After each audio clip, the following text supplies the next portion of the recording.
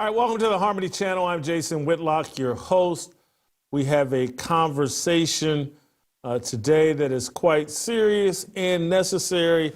We're going to talk about what's going on from a social media perspective, from an influencer perspective, what's going on with Iran, Israel, and the United States, and what's going on within MAGA. It seems like this whole thing has set off a feud within MAGA. People on the so-called conservative side are questioning Tucker Carlson, Alex Jones, Steve Bannon, Candace Owens. They're questioning anything and everybody that isn't on board or isn't in full-throated agreement with Donald Trump's decision to bomb Iran and back up and support Israel. So I want to start off first with one of the loudest and most powerful critics, and that's Marjorie Taylor Greene. I want to start there with Marjorie Taylor Greene. I think this is a very long explanation of why she's not in support of what Donald Trump is doing. I like this response. I've commented on it on social media. But Marjorie Taylor Greene is one of the most powerful people in American politics and someone that's very powerful and influential within the MAGA movement who has taken a different position than President Trump. Here's Marjorie Taylor Greene. My thoughts on bombing Iran. I don't know anyone in America who has been the victim of a crime or killed by Iran, but I know many people who have been victims of crime committed by criminal illegal aliens or murdered by cartel and Chinese fentanyl drugs. Almost everyone in our country can relate to this fact. However, America has not dropped bunker busters on the cartel's sophisticated drug tunnels, launched tomahawks on massive cartel poisonous drug operations, or gone to war against the cartel's international terrorist networks. Neocon warmongers beat their drums of war and act like Billy Badasses going to war in countries most Americans have never seen and can't find on a map, but never find the courage to go to war against the actual terrorists who actually do kill Americans, invade our land, and make billions doing it day after day, year after year. I'm 51 years old. I'm Gen X. I've watched our country go to war in foreign lands for foreign causes on behalf of foreign interests for as long as I can remember. I was in 10th grade when Desert Storm started, and my father before me was sent to Vietnam, another senseless foreign war.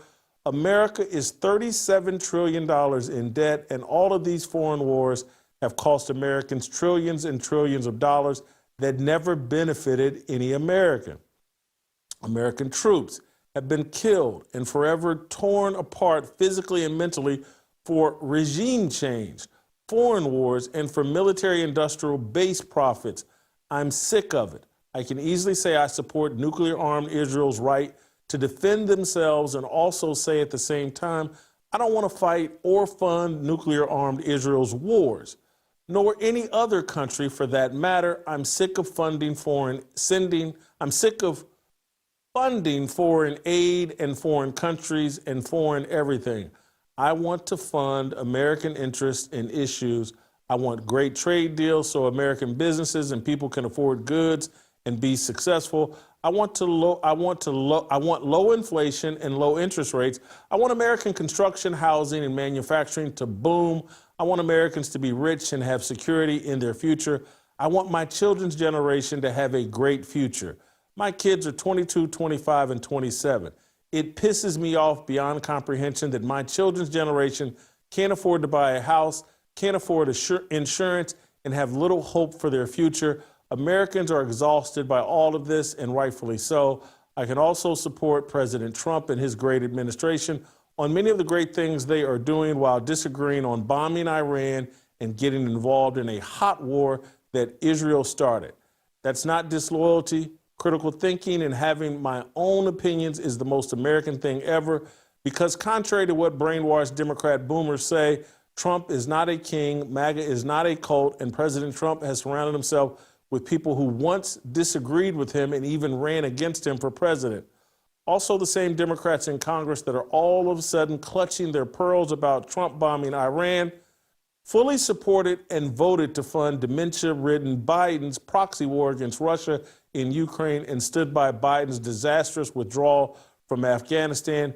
Hypocrites is all they are, and they are just desperately trying to find solid ground to oppose Trump on because so far they failed at grasping anything yet. Now what has been done is done, and Americans now fear Iranian terrorist attacks on our soil and being dragged into another war by Netanyahu when we weren't even thinking about any of this a week ago. We don't know what the future holds, and I pray for the safety of all the people and an end to the constant demand for America to go to war. Enough is enough. That is Senator Marjorie Taylor Greene, and I like her sentiments. I think that is what many of us that hopped on board with Make America Great Again, that's what we were about, a hyper focus on American problems, and we have a lot of them. And we see this war movement, this conflict movement that's between Israel and being targeted at Iran as kind of inevitable. And we're not coming off our values, and we're being attacked. And it seems like Make America Great Again is splintering over this war. I want to bring J.D. Sharp, who's been on the show before. Obviously, T.J. Moe and Shemeka Michelle have been on the show before. And guys, I just want to start here, and J.D. Sharp, you fire first. Is this conflict in Iran fracturing the MAGA movement, and is that a good thing or a bad thing? It is absolutely fracturing the MAGA movement. I actually, when Trump made that tweet probably a couple of days ago, I responded immediately to it. I almost ratioed him. We got 2.5 million views, and I think he got 75,000 likes. But actually, just now, Jason, Iran has shot 6 missiles at our base in Qatar. Just happened about 1.5 minutes ago. And is that a good thing or a bad thing? I think that getting the bad actors out of politics, or at least out in the open, and exposing them long term is a good thing for the United States of America. And at this point, does that include Donald Trump? I'm honestly not sure, because the things that he's doing right now is the exact opposite of what he ran on. Jason, I was in West Palm Beach on election night. I was there till 3 o'clock in the morning when he came out with the entire crew. And it was an amazing feeling at that time. And I felt very, very good. But the last 6 months, I have not been impressed at all. A large percentage of MAGA hasn't been impressed at all. And Marjorie Taylor Greene makes a very valid point. This is not 2003. The average family isn't doing well. Young people don't own homes. People are working 2 jobs. People are coming out of retirement on a consistent basis just to survive. You don't have a general public that has any empathy at all towards what is going on 6,000, 7,000 miles away. And she makes a very valid point about the cartels, the amount of fentanyl that has come through our country and has resulted in many young people dying, has resulted in many addicts. I know a couple of people, 25 to 29 years old, who died of fentanyl being mixed in some type of drugs. And why is that not an issue for us? Why are we not concerned about that? But we're concerned about what's going on 6,500 miles away, especially when you look at the fundamentals. The fundamentals of Iran, it almost looks like Libya. In 2011, Obama bombed the absolute hell out of Libya for 6 weeks straight. Libya at that time had the best standard of living in all of Africa. New families got $60,000 in cash after they got married. Gaddafi had 140 tons of gold, $150 billion in cash, and was about to launch the gold dinar, which his plan was to unite Africa with that. Iran, very similar situation. Iran has no IMF loans. They have no central bank. They do $1.7 trillion a year. They're actively involved in the Strait of Hormuz, which controls roughly 20% of the world's oil going to and fro. The goal here is regime change, just like it was in Libya. But the excuse for it is nuclear weapon. In Libya, it was the massacre in Benghazi. And the average person is becoming aware of this finally in the last 2 years. And I have to give Elon Musk a lot of credit for buying X, which allowed people to really become, and honest it's a red pill type of scenario. But they're like, okay, why are we concerned about what's going on 6,500 miles away there, but we're not concerned about what's going on in Mexico? Why are we not just taking care of the problem in Mexico that is adversely affecting us immediately? And it looks to me, and I think to a lot of the general public, that it's because there's one country that is benefiting from all of that, and it's Israel. Jason. Shemeka and JD, great thoughts, and we'll circle back here in a second, but I want to bring Shemeka and TJ into the conversation. Shemeka, you've been a part of the MAGA movement from the outset, it feels like to me. Is it fracturing and splintering apart? Are you disappointed? What do you see? I don't know if it will completely fracture apart. I do like Marjorie Taylor Greene's response because I feel like it was very comprehensive and she went into detail with things that I can actually agree with her on. I am concerned about living. You know, I've noticed that the gas has already started to rise. I was excited about the price of eggs being $2.79 instead of the $5-6 that it had been for months.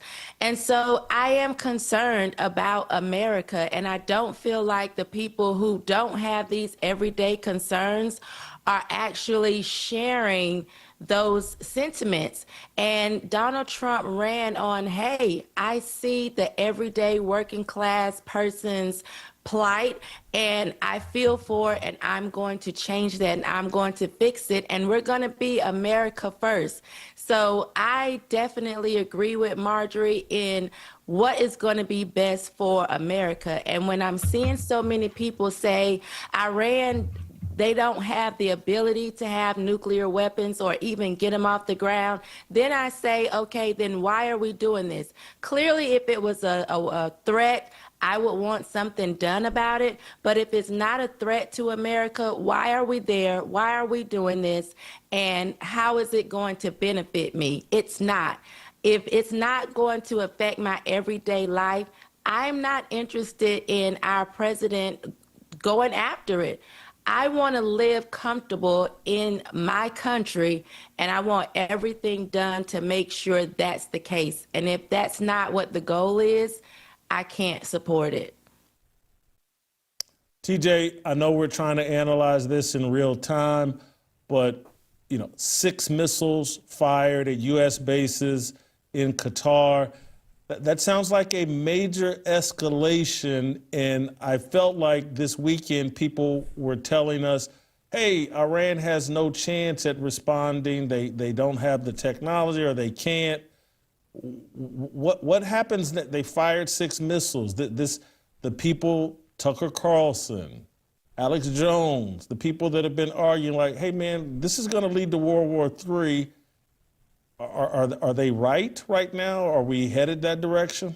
I know people don't like the wait and see deal, but we've watched things happen with countries in the Middle East. Iran is one of them, where they have to save face. So who's to say that they didn't tip off the United States and say, look, we're sending some bombs, get your people to safety. We don't need casualties. We will claim there were mass casualties. You guys can claim there were none. No different than what Iran did when we sent our B-2 bombers over there. They said, basically, you guys messed up the exit and the entrance and nothing else, and we say we obliterated them. Okay, each side gets to tell their own stories.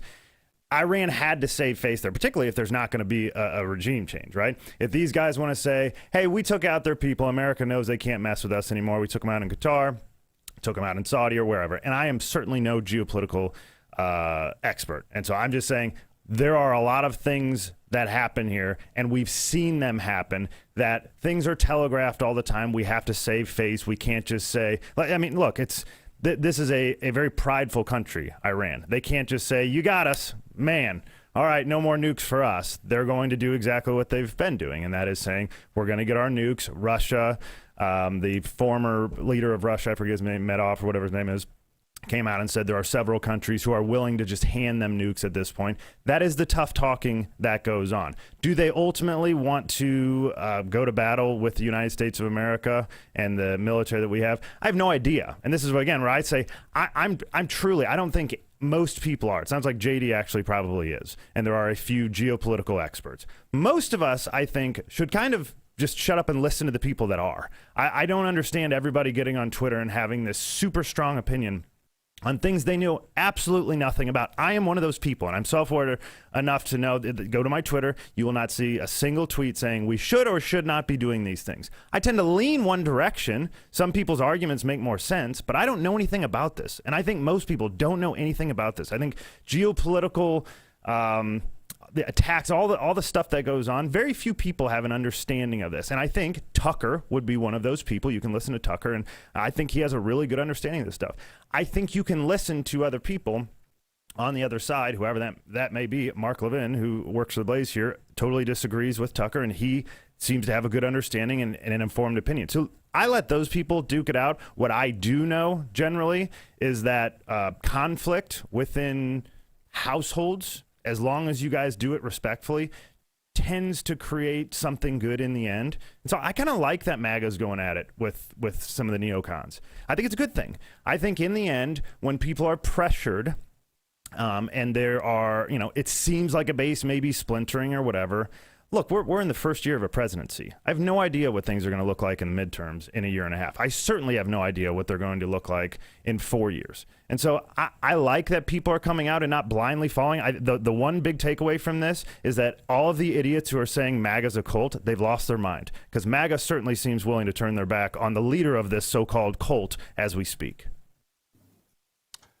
Love the point you made, TJ, and I want to throw that back at JD because TJ's reflected some of my thoughts. Like, everybody's running out here on social media like they're an expert and they have inside information. And to me, maybe they do, but are they any different than the sources Democrats had when Biden was in office or Obama was in office? And you're just repeating talking points handed to you from government sources. I'm suspicious of that. And like TJ, it ran across my mind. I'm glad TJ said it. It ran across my mind this weekend, JD, like, did we tip off Iran that we were going to bomb these certain places so we could appear like, hey, we fully supported Israel and we did this, even though it was kind of pointless. Tulsi Gabbard has already told us they don't have nukes and blah, blah, blah. Anyway, just your reaction to TJ's point of who should we be listening to? Because Alex Jones is right. We're in an information war and people right now don't know who to trust. Who should we be listening to?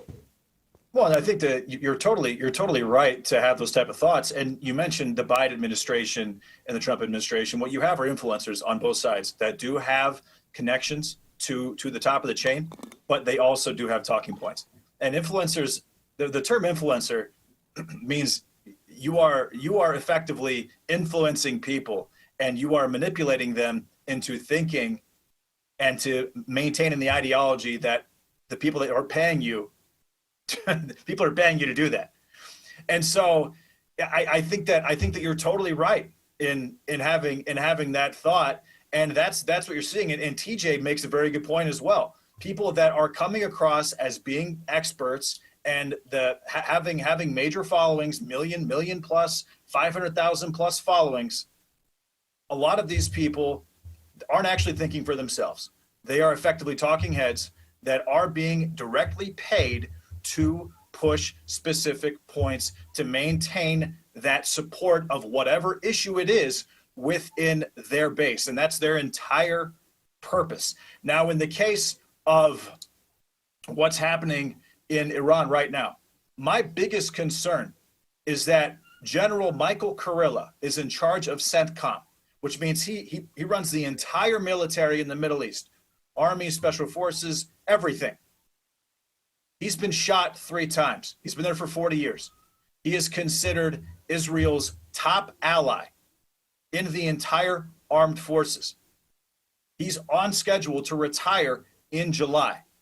And to me, there is some type of connection there with this timeline and this sudden push for America to get behind this war against Iran. This thought process that perhaps now is the time to do it. That once Kurilla is out of office, because the guy that's going to replace him is an Air Force guy. He hasn't been in the Gulf War. He hasn't been in Iraq. He hasn't been in Afghanistan. He hasn't been shot 3 times under those situations. And so that is, and Susie Wiles, this is the rumor, don't confirm this, but this is the rumor. Susie Wiles basically isolated Trump from everyone else except Kurilla and Radcliffe, Trump's director of his national intelligence, or of the CIA, in the coming days before the strike on Iran. And so I am very concerned that, yes, there could be a save face element involved, but Kurilla, who controls all of CENTCOM, and apparently Hegseth is basically taken a backseat to him as well, he's the one that's going to make the decision for what happens after that. And I think that based on his history and based on his relationship with Israel and based on how the goals regime change and a number of different factors, I think that he is going to respond aggressively. And that response, even if it was just to save face, could put us in a full-time war situation. And that's not just with Iran, because Iran is part of BRICS, and BRICS is Brazil, Russia, India, China, South Africa. They've added Egypt, they've added Turkey, and they are making a conscious effort to replace the dollar, which obviously that's why the regime was taken over in Libya. I think that's one of the reasons why it's taken over. It's going to be taken over in Iran, Jason. JD, let me ask something specific that you and I think, talked about this weekend as it relates to, and I've been mentioning on this show. Alex Jones isn't in lockstep with Trump here. Tucker Carlson, not in lockstep with Trump. Steve Bannon, obviously Marjorie Taylor Greene, Candace Owens. Who these people are being attacked. And, you know, the accusation, they're getting paid by Qatar, they're getting paid by Russia, they're blah, blah, blah. But who should we, because I probably, if I had to rank on my list of like, who am I listening to first, it would probably be Alex Jones. And it's not because Alex Jones and I are BFF, never met Alex Jones face to face, talked to him on the phone a couple times. You know, we're not close. But he has a lot of credibility over the years of being way ahead of the conversation. And when he splits from Trump and says, hey, this is a mistake, I tend to take him the most seriously. There's been a lot of money invested in trying to destroy Alex Jones. That's why I tend to take him most seriously. And then, of course, I'm close to Tucker Carlson. I respect Tucker Carlson as a journalist. Those are the 2 guys that I'm listening to the most. Am I missing somebody, or am I missing something of why they too might be compromised, or what? I don't know. Yeah, I think Jones and Carlson are a good list. I would probably put Carlson above Jones, but also Matt Gaetz. Matt Gaetz, who has a bit of a bone to pick, I think, because he was basically slated to be the attorney general. He's got his own show now on the OAN network, and he has been a little aggressive as well, saying that, okay, a couple of bombs, fine, but regime change is a problem. Matt Gaetz actually made a tweet yesterday, and he said, I am concerned about is Israel okay with just eliminating Iran's ability to prepare a nuke. And let's keep in mind also, New York Times, they had an article come out yesterday. They said that 500 kilograms of 60% enriched uranium was actually removed from Fordo prior to our attack, and it's gone. So Gaetz has been very clear in saying that he's really worried about, is Israel okay with just taking out their nuclear facilities? Because if they're not, they tend to get what they want with the Trump administration, at least so far. And he is concerned that could, again, evolve into a full-blown war, which, if that is the case, based on what I'm seeing, I mean, a YouGov poll just came out, I think this morning.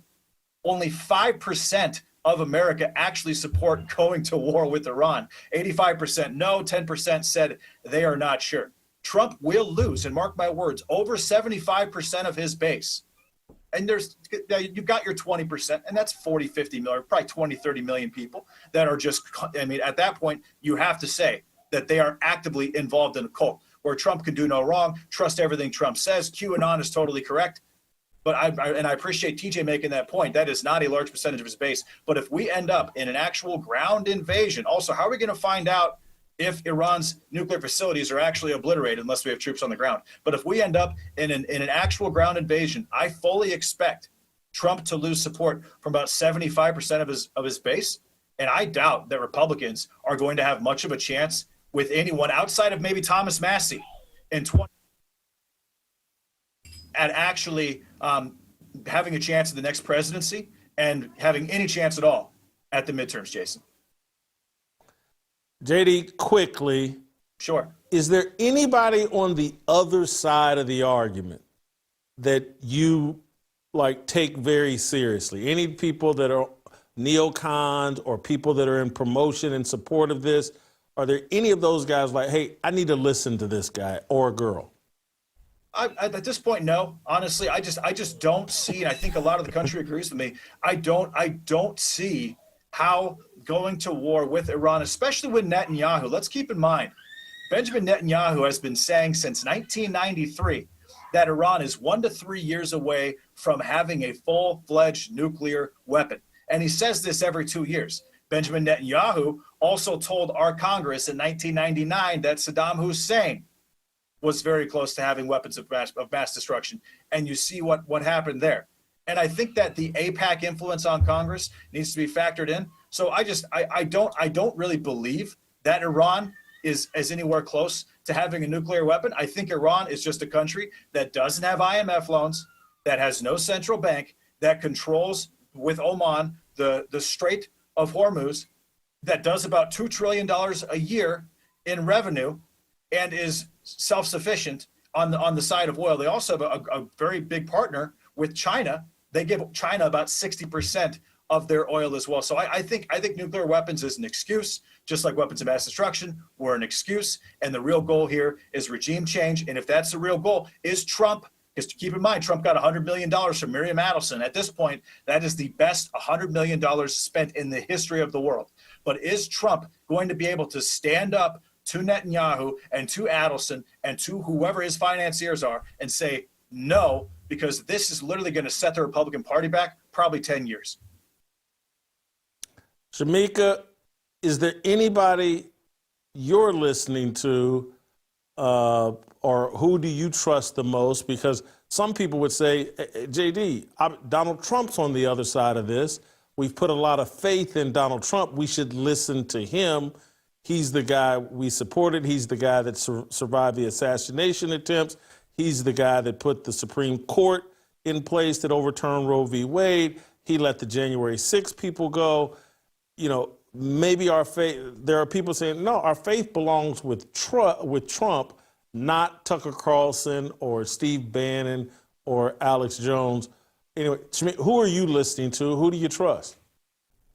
I still trust Trump right at this moment, but I will say, as JD stated, for me, if my finances don't change, if we're still struggling at the gas pump and the grocery stores and life is not getting better, I do not think the Republicans will have a chance when it's time for re-election. So I do think that people should be paying attention to the everyday person, the blue collar worker, because we are the ones that got behind Trump. So at the end of the day, I'm going to be listening and leaning into the person that seems like they care about my own values, my values in being able to live a good, productive, comfortable life. If I feel like I am not paid attention to, my family and my friends, we're not paid attention to as far as what we need, then I will jump ship from Trump. I will, but right now I am supporting him. He did survive an assassination attempt. I do feel like God has his hand on him, but I also understand that if someone doesn't listen to God, God will move on.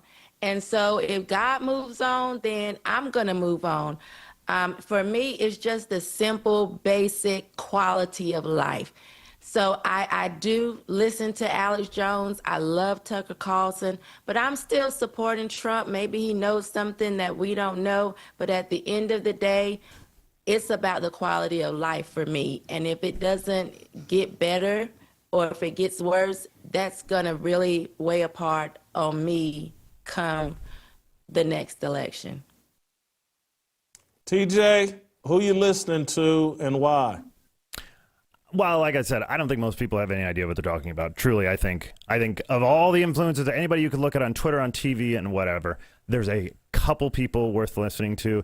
And honestly, even the people that I would generally trust to explain things or whatever, I think a lot of people don't have a good grasp on this. So what I enjoy doing is just listening to people talk about it. And the best conversation around this, I thought, was Ted Cruz and Tucker Carlson. And so Ted Cruz, obviously a lawmaker, has some say-so into how all this goes. And I thought that was, informative. And again, I don't know anything. I'm not going to pretend to know anything. I lean to the Tucker side, but I'm not like 100% convinced. I wouldn't go out there and go Dave Smith on you. Like, I just don't know the issues that well. And so what I would say is, if I'm playing devil's advocate against my own argument, it would be that Trump's been the same guy for 10 years. And people acting like Trump has made this huge pivot. Trump came down the golden escalator in that press conference and said, Iran cannot have nuclear weapons. He has said it over and over and over again. Michael Knowles had a good clip last week where he's like, how could we have ever seen this coming? And then they'd pan to Trump saying exactly, Iran can't have nuclear weapons. He's totally turned our back on us. Iran can't have nuclear weapons, and on and on and on forever. And so Trump is not a war guy. He's during the last, I hope it continues, but he's the first president in forever to not get us involved in a foreign war. But Trump is the same guy that he's been from the start. And he's not afraid of using military force. We saw that with Soleimani previously in Iran, who was one of their top generals in charge of their military. But here's the other part of it that I just think is all, this is why I hate politics, and it's all just pretend made up world. What is the difference between us giving Israel the Iron Dome, as much money, endless money, that to need to do anything they want to, and full support, and us just doing it ourselves? What is the difference? How are we not, just like Tucker was saying, how are we not at war with Russia? We gave Ukraine any and everything they could possibly need.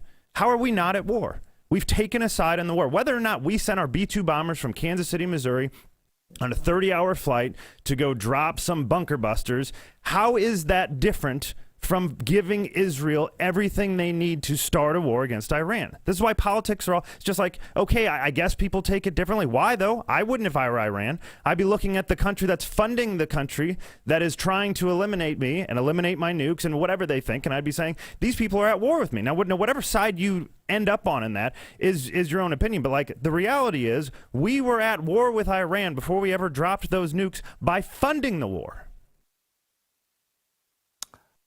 I want to play this clip to kind of piggyback off your comments about Trump, and he's never changed on Iran.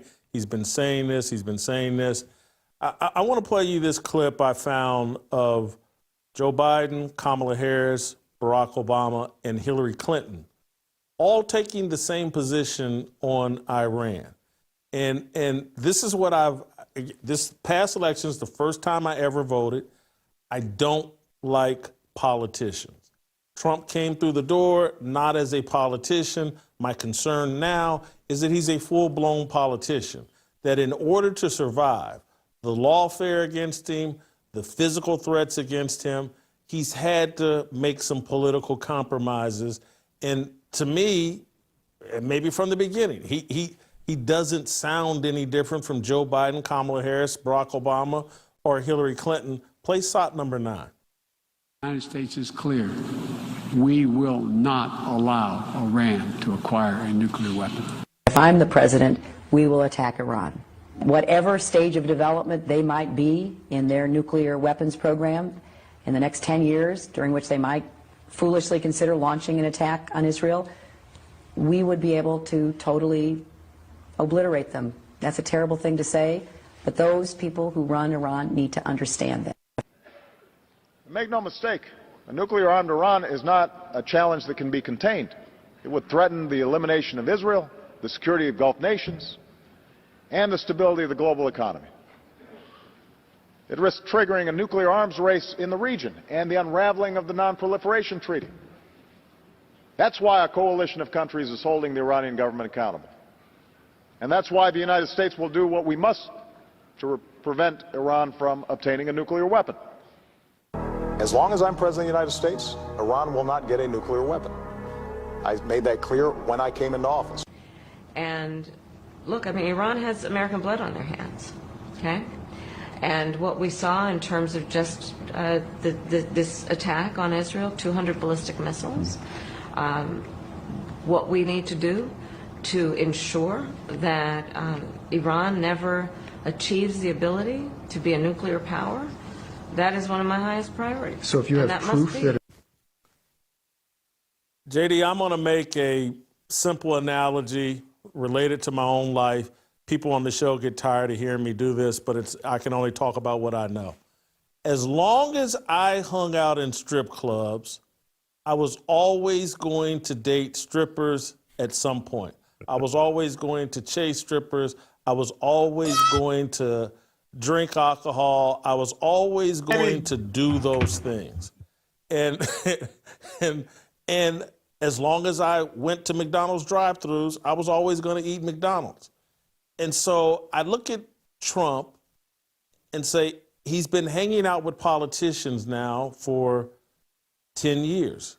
Would he come down that deal in 2015, come down the elevator, escalator, or whatever? And so here, 10 years later, he's a politician. That is my concern, is that he's been running around with politics, living in that political world, and it eventually rubs off on you. And that's my concern as it relates to Trump. You had a season where you weren't the traditional politician, but it's kind of inevitable, and I'll land the plane with this. It's just like, it's what I kind of say about Caitlin Clark, love her to death, but if she's going to play in the lesbian-dominated WNBA, eventually that lesbianism is going to rub off on her, or she's going to just have to exit the WNBA. That's what I see with Trump and politics. Yeah, I mean, Trump's 79 years old. At this point, I'm not, and this is another reason that another thing that people aren't talking about. I'm not sure he cares. I'm not sure that he's really concerned about fracturing his base. I'm not sure where his head's at, to be honest with you, in general. Is obviously he's spent a lot of time around politicians, and I mean, John Bolton's now back in the picture. Bill Kristol, he's speaking very highly of him. Meghan McCain, everyone that spoke against Trump in 2016 and 2020, and even in 2024, is now singing his praises. And you know, one of the biggest things that kind of a barometer that I use when I decide whether something's good for the American people or not is, do Fox and CNN agree on something? And they both agree that bombing Iran was a great decision. And at this point, I think it was a very, very bad decision for the American people. And you're totally right. Trump, it seems like his entire base, his entire ideology has just almost taken a total 180 in the last 8 years. Now, what is that attributed to? Is there money involved? Probably not. The guy's a multi-billionaire, and he actually is a multi-billionaire, and he's made a lot of money since he's been president. He's dropping Trump Mobile. You know, he dropped that a couple of weeks ago. What's the rationale for why? Nobody knows, but there's certainly a reason, Jason. Shemeka and TJ, I want to give you guys a final thought. I got one more little conversation I want to have with JD, but I'm going to let you guys go. Shemeka, you go first if you got a little final thought you want to fire off. For one, I would like to say to JD, I love that song that they're listening to in the background, Rain, Rain, Go Away. I love, I'm so sorry. parent power there. Yeah. But no, the only thing I have to say, Jason, is I will continue to support Trump for now because I gave him my vote for a reason. So I do have faith in him. But again, if it goes downhill, I will jump ship. And I think that people are criticizing Tucker or Candace or Alex Jones because it seems like they just don't trust Trump. But I like what Marjorie Taylor Greene said. She says, I'm still supporting him. I still have faith in him. I just don't like this one particular thing. So I'm with TJ in the whole, most people don't know what they're talking about. I'm just going to see how this plays out. I'm going to watch the gas pump. I'm going to watch the grocery stores, and I'll just kind of see what color's on the wall when this is all done. TJ, you got a final thought? Yeah, look, I like your point from the last couple weeks. Iron sharpens iron. What is our alternative? Okay, we're going to abandon Trump, and then what? You're going to go vote for Gavin Newsom? Is that our big, wonderful plan? Are we going to pull a Ross Perot and create our own party, the American Party or whatever, that obviously isn't going to work and doesn't work, to hand the Democrats, who are certifiably insane, we're going to give them an election? So those obviously aren't options. The options are to do exactly what we're doing. Apply as much pressure as humanly possible to move people in your direction. That's what politics is. You can't just blindly follow people, and when they don't do exactly what you want them to do, you apply the pressure and make them hear it. This, by the way, is why Trump just last week reversed course after he tweeted out, hey, we're going to change. I'm going to make an executive order. We're not going to go. ICE won't be raiding farms anymore. Like 3 days later, he said, never mind. That's off the table. There's been too much backlash. That's what happens when people don't blindly follow and you say what you need. That's actually what I want to see. You want to get MAGA back on board? Instead of talking about this, I'd like Trump to say, hey, while all this stuff's going on, I know it's important. We're tripling down right now. I'm hiring as many ICE agents as humanly possible, and we're going to protect Americans. That's what I want to do. We're going to make housing more affordable for people. We're going to make wages better by not undercutting you with cheap labor across the southern border. And we're going to get all these terrorists in these sleeper cells that have come across the border in the last 4 years from Iran and China and everywhere else. We're getting them all out. That's our number one priority. I think MAGA's right back on board if you go there. Thank you, TJ and Shemeka. JD, I got a final thought I want us to explore. Something you and I talked about this weekend as it relates to these social media influencers. And I think we're looking at a lot of audience capture, that you build these audiences over social media because you support this person or that person. And then you're locked in like, well, if I ever criticize that person, I'm going to lose some of my audience. And this is where I think X and all these social media accounts are dangerous and actually work against honest free speech, is because people start building budgets around, well, you know, I get a check from X every 2 weeks for $800 or $1,200, or maybe it's $5,000, who knows? And now you've built that into your budget. And I can do this for my kids, and I can afford to buy this house or buy this car and afford this payment and that payment. And so the next thing you know, you're dependent upon that X audience you built, and now you live in fear of them. And I don't live in that fear, but I see the ramifications of like, well, Jason, there's some things about Caitlin Clark that I don't like. I'm going to say them, but I'm going to say that knowing I'm going to lose subscribers, I'm going to lose views, I'm going to lose traction. Hey, you know what? I like Donald Trump, but I don't like this. I'm going to say it because I don't care. I haven't built this into my budget. I'm not going to have those golden handcuffs on me. But a lot of these social media influencers do.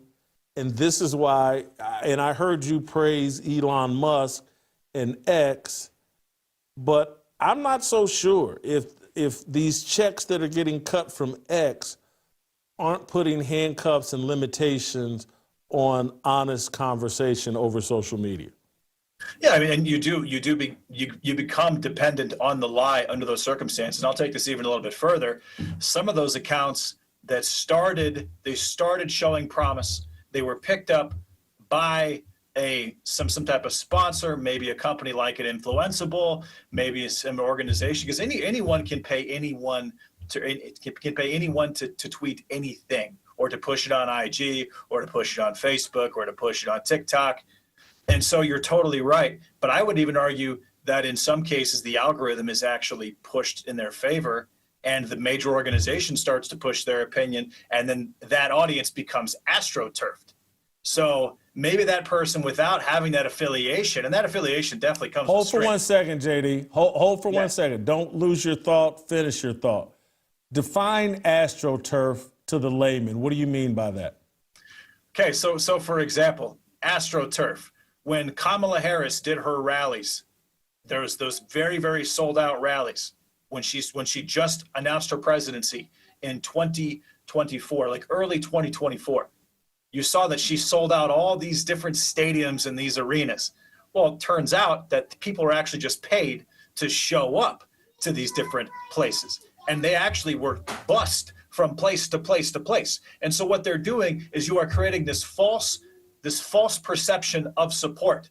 And you do that to manipulate the general public into thinking that there's actual hype. The same thing applies here. Yeah. Did you finish the rest of your thought before I cut you off? Was there more you wanted to add? Oh no, I'm just saying that the algorithm actually will push these people to the top, and maybe they wouldn't have had as much credibility and as much audience as they had before. And then but also once you're in those deals, there's things you have to give up. You can't say certain things. You have to support certain narratives. Not only that, maybe they invite you to an event, and maybe a girl walks up to you at that event. And maybe that girl is working for someone, and they're trying to get dirt on you, because the whole goal is keeping you under their thumb, not just financially, but also personally. And so I think on X, there's a lot of situations where people are dependent on the lie, and the average audience member, they have no idea that this exists. They don't understand it's happening, but it is happening, and it's happening, I think, quite a bit, Jason. Yeah.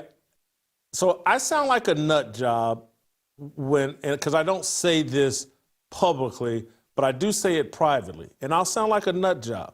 I've been petrified of X/Twitter previously, but X, for a solid 10, 12 years of like anybody that knows me, has followed me, knows anybody around me. You know, I got a weakness as it relates to sexual lust. And so there would be women that might hop in my DMs.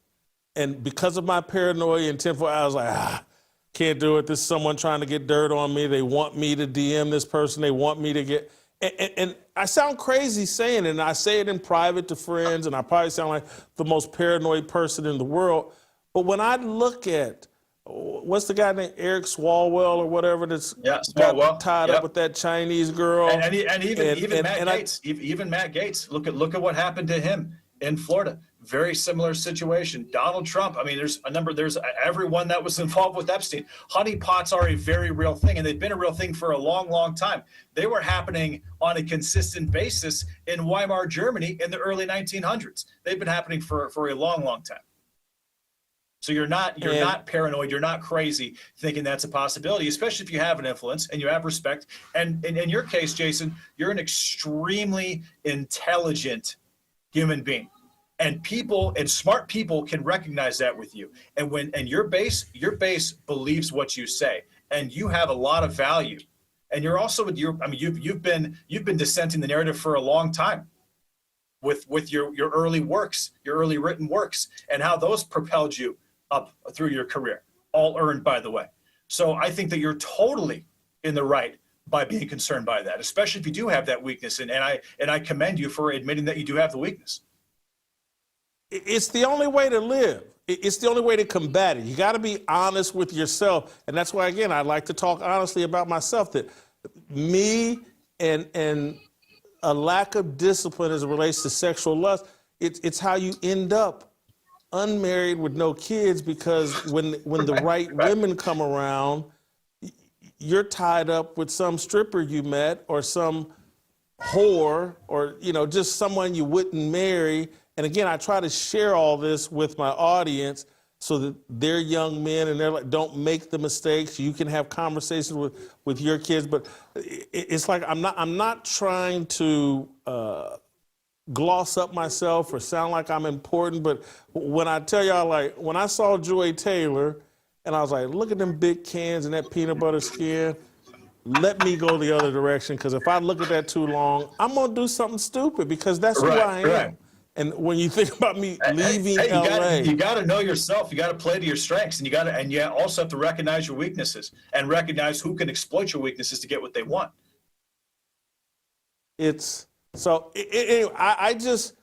I'm concerned that they built an incredible matrix that people don't fully understand, and it's these social media influencers. Because I'm just telling you, I've had to basically quit drinking. I definitely had to leave Los Angeles and California. I had to quit going to strip clubs. I still love my friends, but I've had to distance myself from some of my friends in order to, and again, this is where I think God has called me, is like, hey man, I need you to protect your credibility. And, trust me, they want to get the dirt on you. We've read your columns, we've read your Pussy Galore columns, we've talked to an ex-girlfriend or two. You're a sexual degenerate, Jason. You got to give it all up if you want to be heard and maintain your credibility. And that's the fight that I've been in for the last 10, 12 years. It's hard. And I could imagine most men just aren't going to make those. And I'm not trying to act like I'm something special, because I'm just not. I'm an idiot. But most men just aren't going to make that sacrifice. They're going to think, well, I can get a little here on the side. And, this girl I met over Twitter, I can trust her, or I'm going to trust her. And it blows up in your face. And so I answer my thoughts about, should we? And it's been great that Elon Musk has given us more free speech, but I still remain highly skeptical of X and Twitter and the whole social media platforms. I think overall they're a net negative. I disagree. I think, sorry, my daughter is literally screaming at me right now, but I completely disagree. I think that it's a net positive, because it allows people to have a dissenting opinion, and that opinion, at least under Elon Musk, right? X under Jack Dorsey was a problem. X under Elon Musk is not. It was a problem up until 2022. I completely agree with that. But once Elon got on board and he let people have divisive facts and dissenting opinions, it became an asset to the world. JD, I'm gonna let you go be a daddy. Your daughter is more important than what we're discussing, but it has been a great discussion. I appreciate your time. I'm gonna let you get back to being a daddy, because that is the most important mission you have. We're gonna end here. We'll play some Harmony, and we'll see you next time.